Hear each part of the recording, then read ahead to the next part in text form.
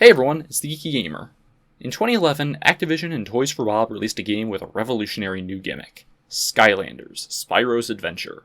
It made use of NFC technology to scan tags on physical figures with a special peripheral plugged into the console, in order to bring the figures bought in real life into the game.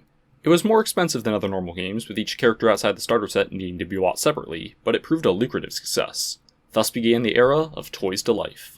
While Toys for Bob pumped out a new Skylanders game each year with mostly their own original characters, Disney Interactive and Avalanche Software started Disney Infinity in 2013 as a sandbox crossover of Disney and Pixar IP, with the 2.0 and 3.0 editions adding Marvel and Star Wars respectively. After the mixed reception of Pokémon Rumble U, Nintendo truly joined the fray in 2014 with Amiibo, which were usable in most Nintendo games at the time.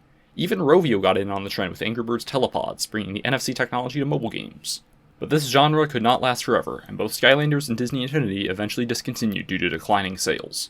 Only Amiibo truly remains, by simple virtue of being usable across multiple games and not being required to play any game. Except for Animal Crossing Amiibo Festival. The most strategy you can put into this game is doing a trick when scanning your Amiibo. Now that.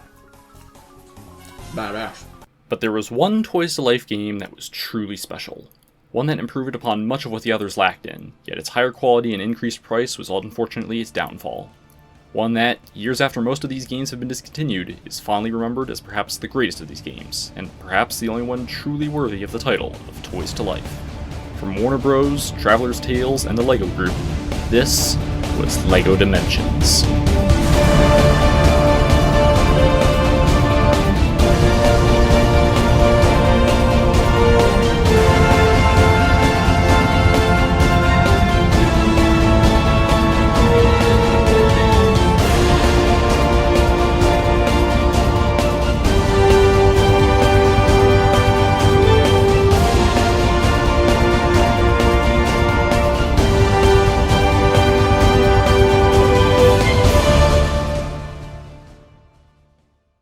Announced in April 2015, LEGO Dimensions immediately showed its winning hands over Skylanders and Disney Infinity.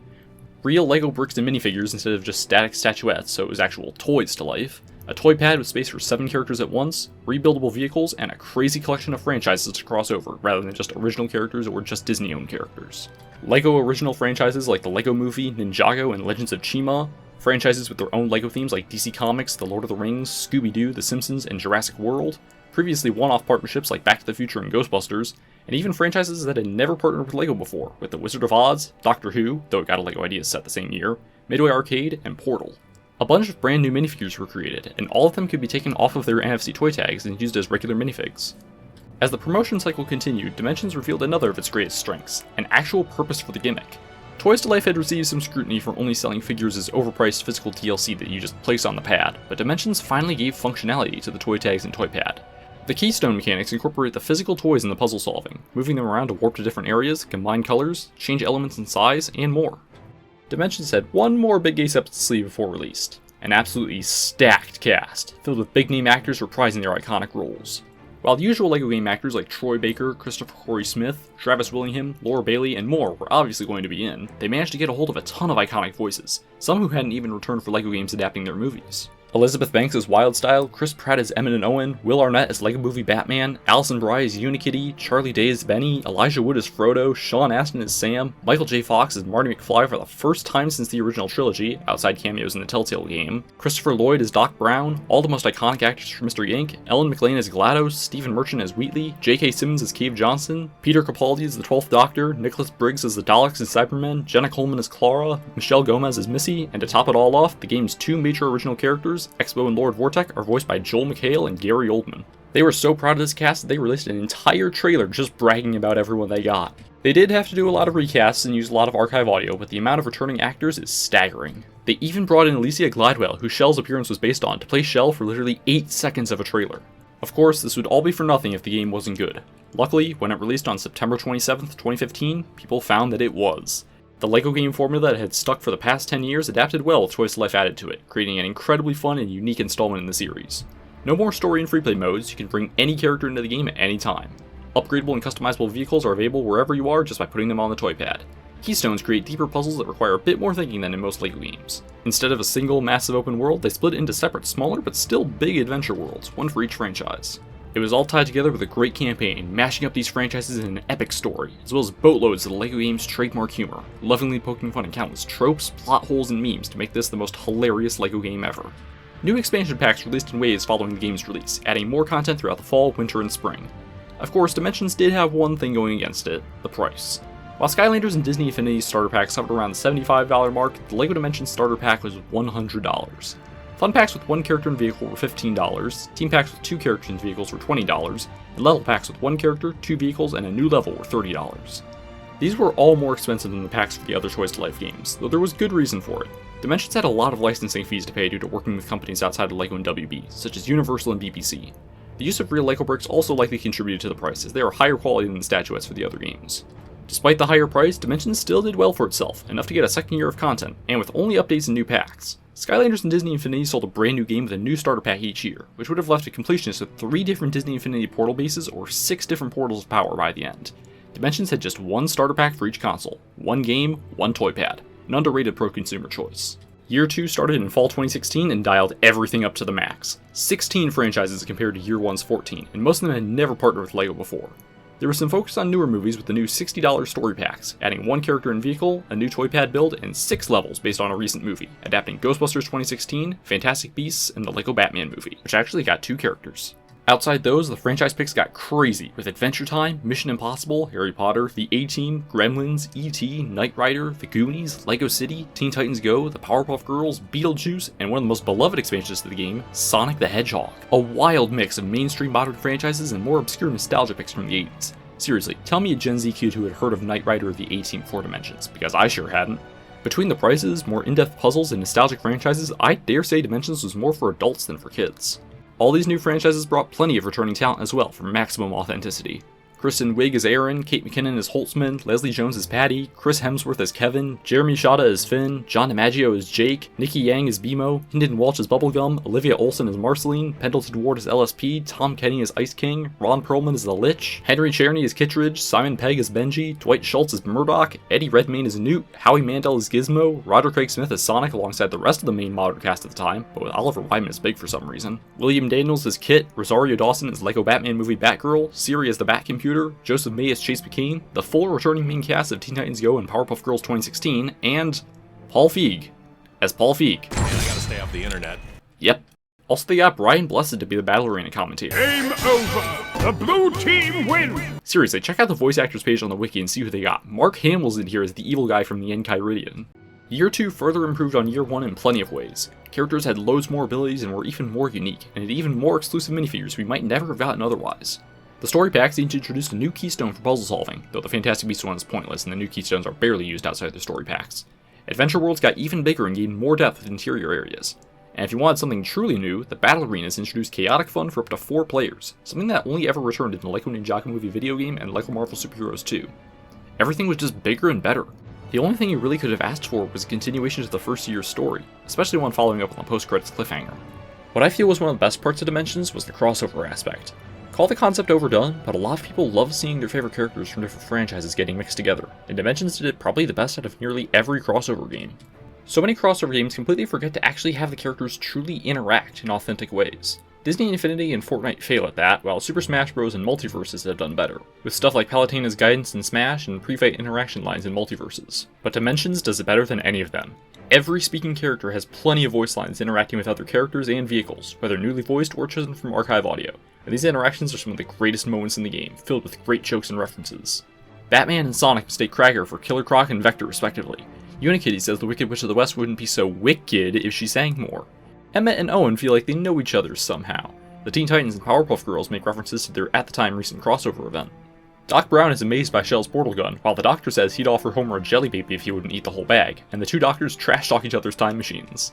Gamerkid and Benny talk about spaceships in the 80s, Sonic references 06 when meeting Lumpy Space Princess, and he tells Bart that if he sees a gold brick to take it! Sloth gets to meet Superman and proves to be a super fanboy. They even added the ability for a vehicle to react to the character driving it, so Kit can tell Sonic that Shadow tried to buy him, and he tries to calm Shelv's nerves about AI. Even outside the playable characters, GLaDOS has a conversation with HAL 9000, and 2001: A Space Odyssey isn't even one of the major franchises of the game. They just threw HAL in there just because. This game is crossover heaven between franchises you'd never expect to officially cross over in any meaningful way.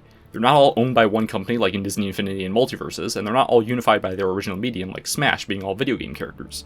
Dimensions mashes together animated live-action films, cartoons, live-action TV shows, and video games, with some of the craziest picks LEGO standards in the E10 Plus rating would allow, and it is glorious. Each franchise was treated with love and respect, even the ones that didn't deserve it. Wizarding World. With countless references and Easter eggs. They even had Jonathan Colton write a new GLaDOS credits song for Ellen McLean to sing, following up on Still Alive and Want You Gone with You Wouldn't Know to make this the closest thing to Portal 3. It was also a makeshift sequel to LEGO City Undercover, one of the best Sonic games of the 2010s, the best way to emulate a bunch of iconic Midway games, and to this day, still the best Doctor Who game and probably the best Adventure Time game. Everyone who is a fan of one of these franchises got something great out of Dimensions, and it introduced a lot of people to a lot of franchises they might never have thought to try out. It was just amazing. Unfortunately, this greatness couldn't last. LEGO joined the Toys to Life party a bit too late, when it was already starting to get a bit oversaturated. The higher price of Dimensions could only be justified for so long when people were starting to see the cheaper competition is overpriced as well. Attaching the start of Year 2 to the unpopular Ghostbusters 2016 probably didn't help either. After a delayed release of the final wave of Year 2 packs, LEGO Dimensions was officially announced to be over on October 23, 2017. Disney Infinity had ended its 3.0 edition and cancelled the series the year before, while Skylanders ported its last game, Imaginators, to the Switch before going on hiatus until a mobile spin-off years later, with no NFC technology in sight. Some other projects cropped up, but none did very well. While Amiibo still holds on to this day, the Toys to Life genre is effectively dead. The death of any game before the creators have done all they wanted to is always tragic. I hear Disney Infinity had lots of planned content that never saw the light of day, and has been hard for modders to salvage and make functional. But with Dimensions cancellation, we missed out on not just game content, but story and physical toys as well. Leaked lists and game files have referred to tons of franchises planned for Year 3, including Minecraft, Mega Man, Despicable Me, Captain Underpants, How to Train Your Dragon, Shrek, Tom and Jerry, and even possibly getting Pirates of the Caribbean after Disney Infinity's cancellation. Plus even more franchises that still haven't gotten official LEGO products all these years later. There were also reportedly plans to return to previous franchises and add more playable characters, such as Missy. But the biggest loss was a pack that had more assets in the files than any other, but they just couldn't get it done in time for the cancellation. Lord Fortek himself. We missed out on not just the ability to play as him, but also a physical minifigure of one of LEGO's best original villains. Datamine pictures show they wouldn't have looked the exact same as in the game, but it still would have been amazing to have him as a real minifig. But now, it will likely never happen. Dimensions didn't leave much of an impact on the LEGO games. No game since has attempted a crossover besides the inclusion of both LEGO and DC characters in the LEGO Movie 2 video game, which would have happened anyway. None of the games could use any of the mechanics only made possible by the Toys to Life aspect. The most impact it had was the inclusion of battle arenas in the LEGO Ninjago Movie video game and LEGO Marvel Super Heroes 2, and some effects on the LEGO DC game timeline, which continued in LEGO DC Supervillains. After Dimensions died, TT Games pretty much went back to business as usual. As for the community, it still holds somewhat strong. Many of the packs have shot up in price, partly due to people wanting to play the game, partly for exclusive minifigures such as Finn and Jake, Beetlejuice, and somehow the only LEGO Raven. Fans constantly make concepts for packs they'd want for the game, as well as concepts for a full sequel. Most ask for a potential sequel to have everything in the game itself and no Toys to Life, despite how much Toys to Life was integrated into the original, and how much the more expensive toys were needed to recoup all the licensing costs. If Dimensions got rid of the third-party franchises and the unique gameplay, well, you might end up with something like Funko Fusion, and nobody wants that. LEGO Dimensions is a strange game. It's truly a product of its specific mid-2010s time. When Toys to Life was a big trend, when the LEGO Movie was still fairly new, when Back to the Future was in huge public consciousness due to finally reaching the year the second movie saw as the future, when Chima was still a thing, when Jurassic World got shafted because it just got a full LEGO game of its own, when Sonic was in its true dark age save for Mania, when some of the new blockbusters were cinematic reboots and prequels that ended up failing. A bizarre collection of franchises brought together in a trendy game genre that died just a few years later. It could have sucked. Heck, Funko Fusion does a lot of the same and that sucked. So what was the difference? LEGO Dimensions had heart. It had soul. The team behind it poured everything they had into it. References and hidden secrets everywhere. Countless character interactions with as many original actors as they could get. Additional crossovers not even part of the official 30 franchises. An epic story incorporating 12 different franchises and giving them all chances to shine as they interacted with a fantastic original villain, and even giving us LEGO minifigures we might never have gotten otherwise. Altogether, it made something truly special. Maybe it was a bit of a cash grab, jumping on a trending genre with a big crossover as its main selling point, but it was a cash grab made with love. That's why, 10 years later, I say that LEGO Dimensions is a masterpiece that may never happen again, but I sure wish it would. I'm the Geeky Gamer, see ya!